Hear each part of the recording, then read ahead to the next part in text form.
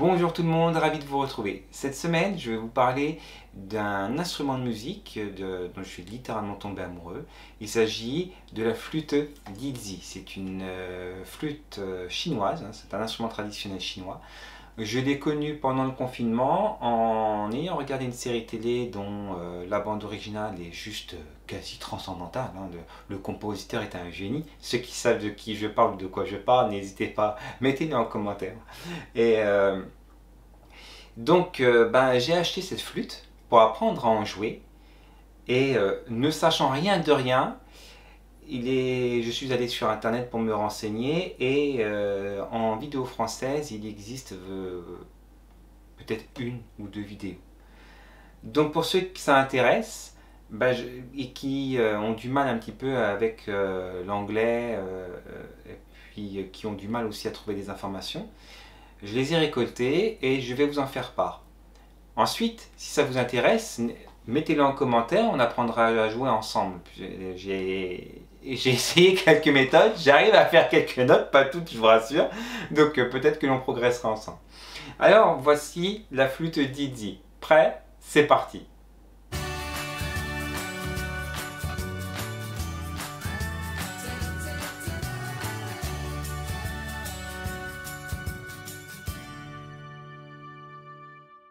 La flûte Dizhi. Donc dans un premier temps, nous allons voir la structure de la flûte.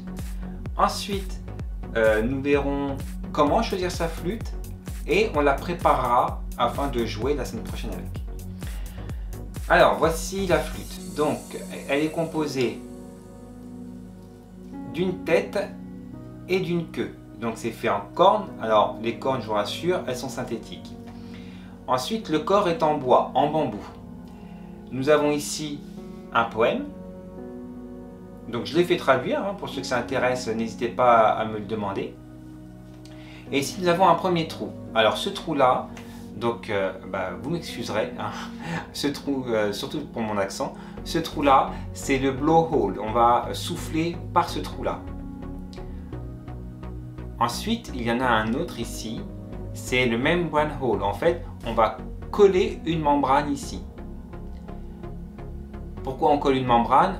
Tout simplement pour la tonalité de la flûte.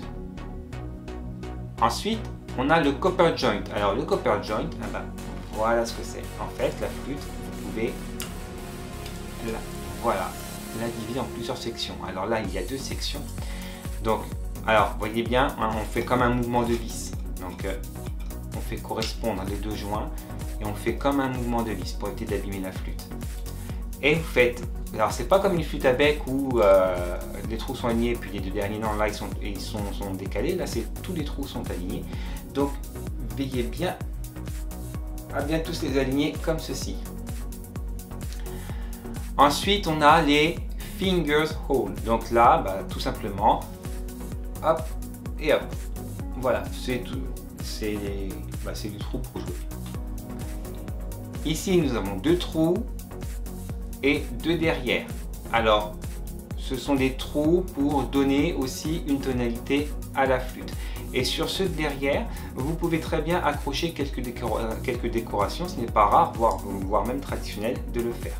Donc moi il y en a deux. La rose que j'ai laissée parce qu'elle a été livrée avec la flûte. Et ici j'ai mis une gourde traditionnelle chinoise, donc un porte-bonheur en jade. Voilà. La flûte ici, j'ai oublié, pardon, ici vous avez à l'intérieur une section pour que l'air se dirige par là et non pas par ici. Donc principalement le trou pour respirer, le trou de la membrane, les trous pour jouer et les derniers sont faits pour donner une certaine tonalité à la flûte. Voilà pour la structure de la flûte. Maintenant, comment choisir sa flûte? Alors vous avez différents types de matériaux. Vous avez du bambou, hein, ce sont des flûtes en bois, donc en bambou. Vous avez du redwood et vous avez du bambou violet et vous avez même des flûtes en jade. Alors, le bambou, vous avez, doit être vieilli pendant au moins 2-3 ans, hein, bien 3 années. Hein. Donc c'était écrit dans les descriptions des articles sur les fiches internet. Donc essayez de prendre au moins 3 années de vieillissement. Il y a ce qu'on appelle les redwood qui sont beaucoup plus sombres, c'est normal, le bois a été vieilli beaucoup plus longtemps et elles sont aussi beaucoup plus chères. Donc si vous faites comme moi que vous êtes un débutant, un beginner, vous allez, pas la peine de mettre des 1000 et des 100 en description, je vous mettrai des liens qui ont été aussi validés par des joueurs de flûte très performants et qui ne valent pas une fortune. Voilà. Ensuite, donc on a parlé de la composition. Vaut mieux donc prendre du bambou. En plus, la sonorité sera très belle puisque les vibrations du bambou, c'est ce qui va un petit peu donner le son de ce qui sortira, en fait, des notes que vous allez sortir. Maintenant, vous avez des clés. Ici, sur le côté de la flûte, vous avez une lettre. Cette là, ici, c'est un E. Donc, c'est une clé de E. Alors, suivant les clés, vous avez des sonorités plus ou moins aiguës, plus ou moins graves. Et comme un gros boulet, j'ai acheté une clé de E. Alors, pour les débutants, on va conseiller d'autres clés. Alors, en fonction de quoi? Déjà en fonction de sa morphologie. Pour les gens comme Monsieur Tout le Monde, hein, de taille moyenne, avec des doigts moyens, on va préconiser plutôt une clé de C ou une clé de D. Pour des enfants, des jeunes adolescents, on va leur conseiller une clé de G. Alors, quelle est la différence entre ces clés? Qu'est-ce que c'est que cette histoire de clés? Alors, vous allez avoir une longueur de flûte différente. Je vais vous en montrer, ne bougez pas. Hop. Et hop. Coucou, c'est moi. Donc, vous voyez, ça, c'est une clé de D. Donc, je vais les aligner, les deux. Hop, on va mettre les... Voilà. Donc, vous voyez que... Hop, vous voyez pas. Voilà.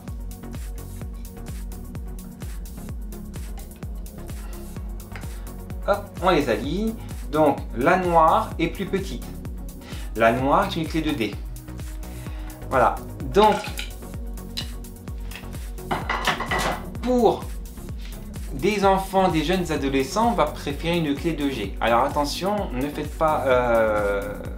faites la différence du moins entre la clé de G et la clé de G basse. La clé de G basse, ce sera une flûte très longue et plus large de diamètre. D'accord? C'est de la basse, c'est normal. Donc clé de G tout court. Donc une clé de G simple. Et pour un jeune adulte, un adulte, on va préconiser plutôt une clé de C et une clé de D. Alors les sonorités seront différentes, les tailles seront différentes, les diamètres seront différents, mais l'écartement des trous ici sera aussi différent. Et c'est en prenant en compte la taille de la main justement que l'on va aussi déterminer quelle clé on préconisera pour telle ou telle morphologie. Voilà. Donc tout ça va donner un son différent à la flûte.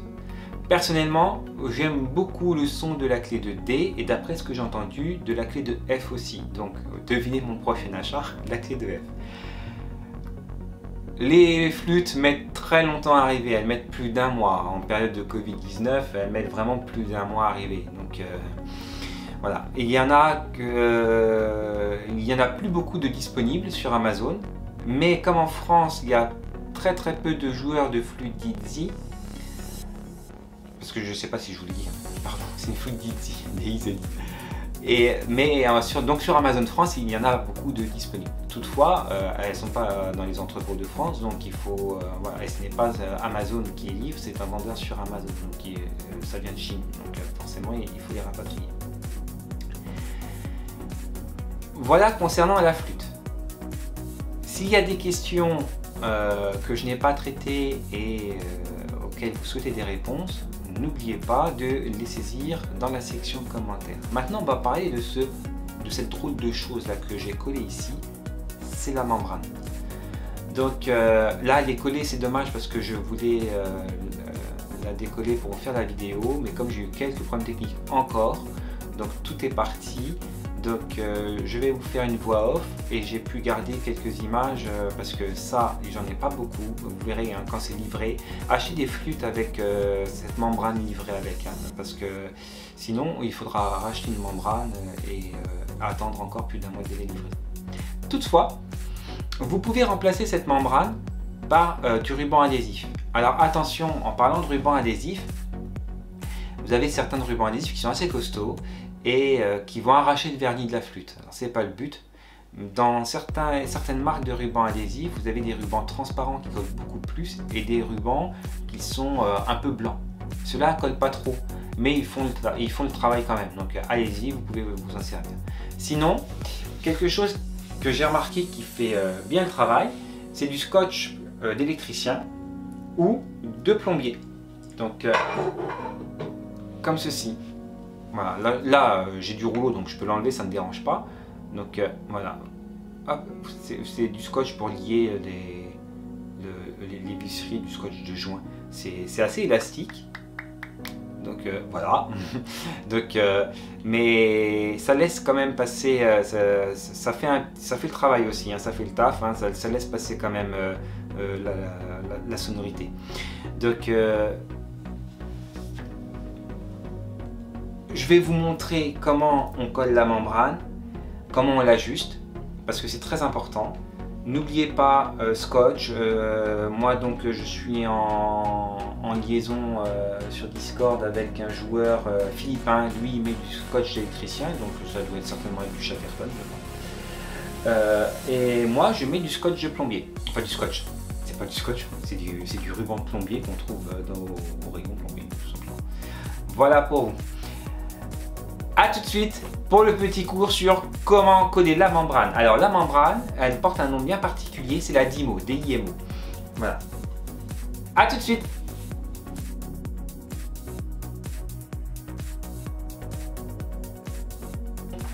Pour coller la membrane, il faut d'abord la découper. Vous voyez, ça fait comme une espèce de tube. Hein. Il faut la découper, donc on va l'ouvrir bien soigneusement au cutter parce que c'est assez fragile.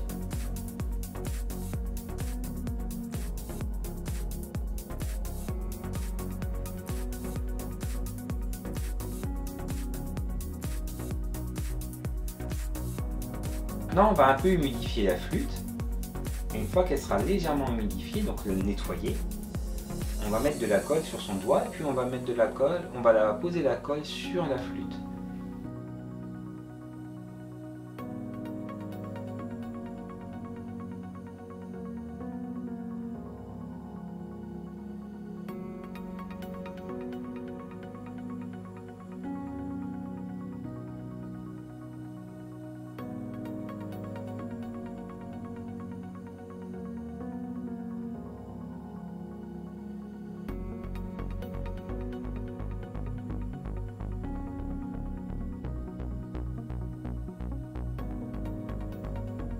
Ensuite, il faut étirer cette membrane, il faut la travailler un petit peu. Donc tirez pas trop fort sinon ça va casser.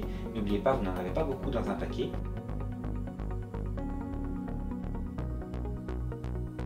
Et maintenant, il n'y a plus qu'à appliquer la membrane tout en l'ajustant.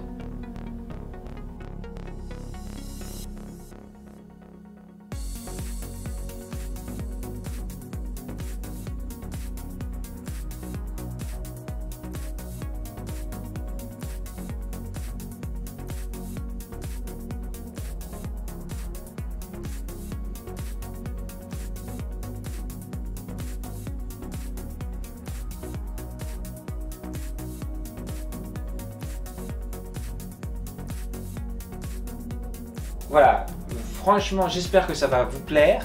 Je vous ferai d'autres vidéos. Jouer de cet instrument là, c'est vraiment passionnant. Si vous avez aimé cette vidéo, je vous invite à liker, à vous abonner, à activer la cloche des notifications et me laisser un commentaire. Vous pouvez aussi me retrouver sur Facebook, Instagram et Twitter. En attendant, soyez heureux, soyez YOLO!